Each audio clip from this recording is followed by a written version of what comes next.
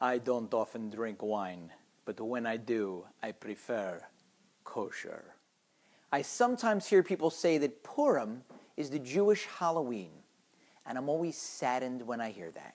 Yes, you dress up in costumes on both days, and there's some drinking on both days. But if you think that Purim's only about costumes and drinking, then you're missing out, because Purim is the holiest day of the year. You'll say to me, that's ludicrous. Yom Kippur is the holiest day of the year. But think about it. Yom Kippur is Yom Kippur, a day like Purim. It's a day where you can get almost as close to God as you can on Purim. Almost, but not quite, because Purim is really the holiest day. So why do we put on masks and costumes? One reason is that we're reminding ourselves that God, during the exile, is hidden. Esther, our heroine from the Megillah, comes from Hester, hiddenness.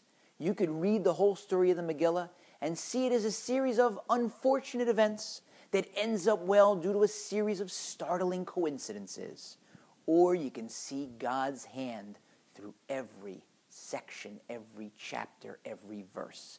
And similarly in our own lives. If you want to see God's hand in your life, if you're determined to see it, you'll see it everywhere. But if you're determined not to see it, you won't see it anywhere. So we put on costumes to remind ourselves you have to look for God's hand.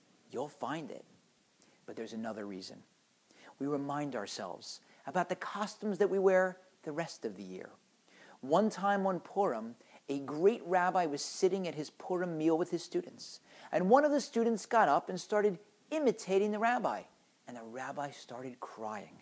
And his students, including especially the one who imitated him, came over and they surrounded him and they consoled him. They said, Rebbe, we didn't mean any harm. We didn't mean to offend. It was only good fun. It was Purim spirit. And he said, you didn't offend me. You just made me think. Maybe I'm imitating myself. I wear the black coat and I have the beard and the rabbi's hat and I look like a rabbi and I sound like a rabbi, but maybe I'm not really as great as I could be, as great as God would like me to be. I ask you, two people, two Jews. One of them is observant. He's wearing his yarmulke, his talis, his tefillin.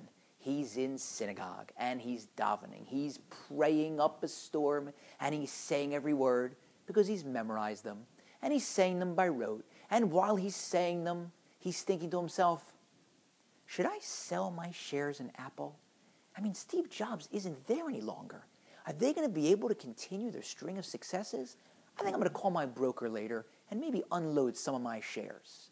That's Jew number one. Jew number two is sitting on his couch, wearing an old tattered t-shirt and a pair of shorts. He's got a beer in one hand. He's got the remote control in the other hand. He's got a bowl of nacho chips on his lap, and he's watching a football game on his high-def TV. And while he's watching the football game, he's thinking to himself, you know, that class with the rabbi that my friend dragged me to was actually very interesting. And the rabbi did invite me to come again. I think I'm going to start going to that class. I think I'm going to start learning Torah an hour a week. Now, we were watching the video of those two, and we only had video, no audio, no access to thoughts, and you were asked which guy is closer to God. Of course you would guess the guy with all the trappings of piety, the talis, the tefillin, the siddur, the yarmulke. But you'd be wrong. God has access not just to the video, not just to the audio, but also to the thoughts that lurk in the minds of man. He knows which one is closer to him. He sees through the costumes. And so we may don masks and don costumes on Purim, but when we do that, and when we take them off after Purim especially, that's the time to think about what are the costumes that I'm wearing the rest of the year. How can I get closer to God? How can I make sure that the way I look comports with the way I am, and the way I am and the way I think is always about coming closer. And let's hope that we use the holiest day of the year to achieve the greatest closeness to our Creator.